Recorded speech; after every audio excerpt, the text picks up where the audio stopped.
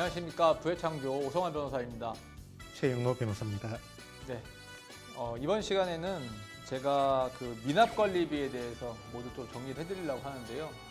그 낙찰자가 또 되게 걱정하는 부분이 뭐 여러 가지가 있지만 그 미납관리 부분이 있어요. 그래서 미납관리비가 엄청나게 밀려 있으면 이거를 낙찰자가 다 인수를 할 수도 있다.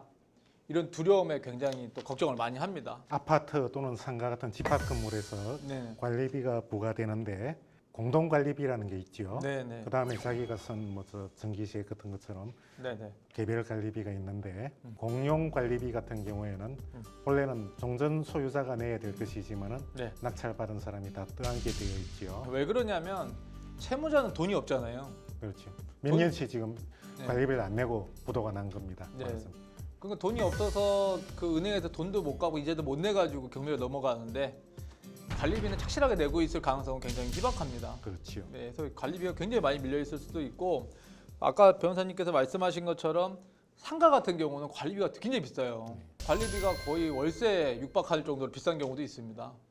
뭐 엘리베이터 써야 되고 네. 여러 가지로 막 조명 뭐 많이 쓸 게 많아요. 하여간. 그래서 공용 관리비를 낙찰자가 다 떠왔냐 안 떠왔냐 막 그것도 굉장히 큰 문제예요. 그래서 낙찰을 받기 전에는 꼭 그 관리사무소나 이런 데 들어가서 관리비가 얼마인지를 확인을 해야 되고요.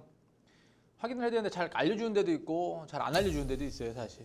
그리고 그 상가가 가격이 뭐 굉장히 고가면 관리비를 무시하고 들어갈 수도 있겠지만 그렇게 비싸지 않을 때는 관리비가 굉장히 큰 비중을 차지합니다. 그래서 이 관리비를 예를 들어서 한 5천만 원 정도 있는데 이걸 내가 해결할 자신이 있다. 그러면은 남들보다 낙찰 금액 5천만 원 더 써도 되겠죠. 근데 나는 해결할 자신이 없다. 5천만 원을 다 떠안아야 되겠다. 그러면 보수적으로 들어갈 수밖에 없어요. 입찰을 할 때. 그러면 그만큼 또 낙찰될 확률은 떨어지겠죠. 그래서 제가 오늘 미납 관리비를 돌려받는 그런 방법에 대해서 그런 노하우에 대해서 전수를 해드릴 건데요. 물론 낙찰을 받기 전에는 관리사무소를 어떻게 해서든 가서 뭐 음료수를 사다 드리든 뭘 하든 어떻게든 해서 미납 관리비를 알아내야 되고 미납 관리비를 모르면 들어가시면 안 됩니다. 특히 상가 같은 경우는요. 어떤 분이 상가를 낙찰을 받았어요. 상가를 낙찰을 받고 어떻게 할까 잔금을 낼까 말까 이러다가 어떤 분이 찾아와서 그냥 나한테 1,000만 원만 더 얹어서 팔아라. 그러니까 낙찰자가 이것저것 신경 쓰기 싫으니까 그래 너한테 팔겠다. 그리고 1,000만 원만 얹어서 판 거예요. 그래서 그 사람이 그 잔금도 내고 다 했죠. 그래서 이전 등기가 한 번 오자마자 바로 이쪽으로 넘어갔습니다. 네. 딱 넘어가서 난 1,000만 원 벌고 그냥 마무리했다라고 딱 살고 있었는데 갑자기 어느 날 소장이 날라온 거예요. 소장이 날라왔는데 내용을 딱 보니까 1,500만 원에 관리비 지급 청구 소송이 들어온 거죠. 누가 원고가 돼서 새 주인이 내한테 사간 사람이 아니죠.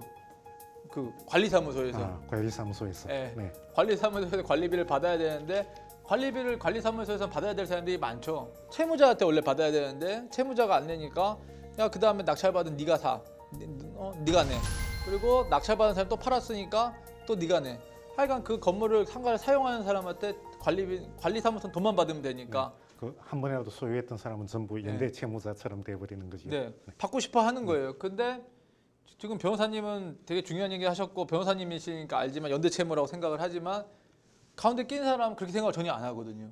나는 하루밖에 소유 안 했는데 네. 생각하겠죠. 자기는 뭐 이전 등기를 잠깐 거쳐서 그냥 바로 지나갔고 잔금도 저분이 냈는데 내가 공용관리비랑 무슨 상관이 있냐. 차라리 뭐 그 채무자를 찾아가든 아니면 현재 사용하고 있는 사람을 소유하고 있는 사람을 찾아가든 왜 나한테 찾아오느냐. 이거는 부당하다. 이렇게 해서 굉장히 이제 반박을 하셨어요. 그래서 관리사무소에서 그 낙찰자한테 받아라라고 해서 이제 청구 소송이 들어온 거죠. 그 낙찰자는 막 자기는 안 줘도 된다고 생각을 하는데 변호사님 아까 정답을 다 말씀해 주셨는데 줘야 되나요? 안 줘도 되나요? 줘야 될 것 같은데요. 그렇죠. 1,000만 원 남겨먹고 1,500만 원 물어내게 생겼네요. 그렇죠. 네. 그러니까 연대 책임입니다. 연대 책임. 그래서 원래 그 미납관리비를 미납하신 채무자도 돈을 내야 되고 낙찰자도 내야 되고 낙찰자가 팔아서 그 양수인도 원래 내야 되는데 그거를 아무한테나 청구해도 돼요. 관리사무소는 그 세 명한테 아무한테나 청구해도 되는 그게 거죠. 법률적으로는 이제 새로 주인이 바뀌면 미납관리비 채무가 채무 음. 인수가 되는데 네. 면책적이 아니라 중첩적으로 계속 채무자가 한 명 그렇죠. 생길 때마다 종전 채무자 채무는 그대로 있고 네네. 채무자가 하나씩 더 들러붙는 그런 구조로 되어 있죠. 지금 네네, 맞습니다. 아마 그렇게 해석하고 있는 것 같습니다. 관리사무소는 누구한테만 돈만 받으면 되는 거예요. 네.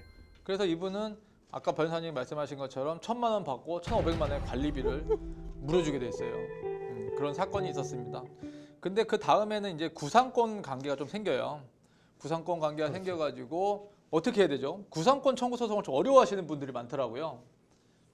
구상권 청구 어렵나요?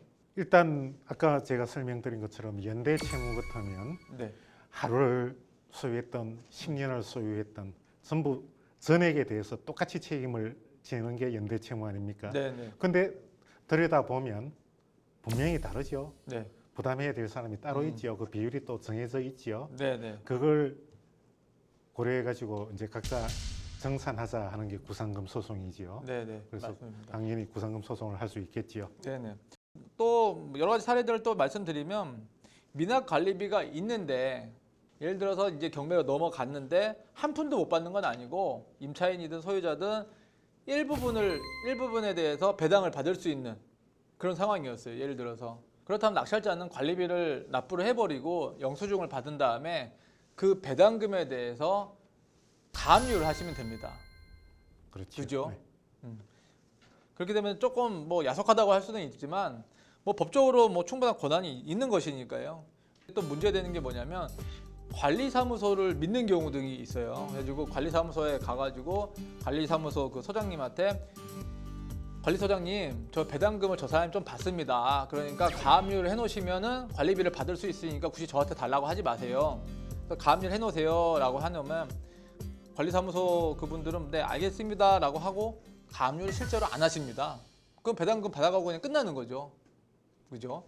그래서 그럴 때는 아까 말씀드린 것처럼 관리비를 내고 영수증을 받아가지고 낙찰자가 직접 가압류를 하셔서 그 배당금을 묶어 놓으시면 돼요. 그리고 거기서 돈을 받으시면 됩니다. 또 구상금 청구에 대해서 조금 부연 설명을 드리면 구상금 청구를 하려고 그러는데 그 원래 살던 임차인이 이사를 가버려가지고 어디 사는지를 모르는 경우들이 많아요. 그래서 어디를 알아야지 구상금 청구 소송을 해서 소장을 보내는데 그 양반이 어디 사는지를 모른다. 그럴 땐 어떻게 해야 되죠? 주소를 알아내야 되잖아요. 소송을 제기하면 알아낼 방법이 있지요. 그렇죠. 소송을 하게 되면 그 주소 보정 명령이 나옵니다. 네, 법원에서 네. 주소를 이제 일단 주소를 적어서 소장을 했는데 보내보니까 반송이 되지요. 네, 네. 그럼 법원에서 주소를 새로 적어내라고 보정 명령이라는 게 나오겠지요. 네, 네, 맞습니다. 그다음에 주소 보정 명령이 나오면 주민센터로 그걸 딱 들고 가가지고 서류가 있어요. 그런 걸 딱 정리해가지고 주민센터에 가면 그 점유자의 주민등록 초본을 발급을 해줍니다. 본래는 나무 초본을 뗄 수 없는데 네, 이 보정 명령을 갖고 가면 네. 법에 근거가 있어가지고 발급해 주는 거지요. 그렇죠. 저희 경매에서 낙찰의 가장 큰 또 애로사항이 관리비인데 관리비도 그렇게 크게 걱정하지 마라. 물론 입찰하기 전에 그 관리비가 얼마인지를 모르면 입찰을 하시면 안 되고 특히 상가 같은 경우는요. 근데 관리비가 얼마인지 일단 확인을 하시고 관리비에 대해서 그 점유자를 상대로 돈을 돌려받을 수 있는지 그때 가장 큰 포인트가 그 점유자가 배당을 조금이라도 받는지 배당을 받으면 그 배당에 대해서 가압류를 하면 되니까 걱정할 필요 없겠다. 관리비를 돌려받는 그 저희들의 변호사들의 노하우를 전수해 드렸는데요. 변호사님 어떠셨나요? 네, 유익했습니다. 유익하셨나요? 네. 예, 이상입니다.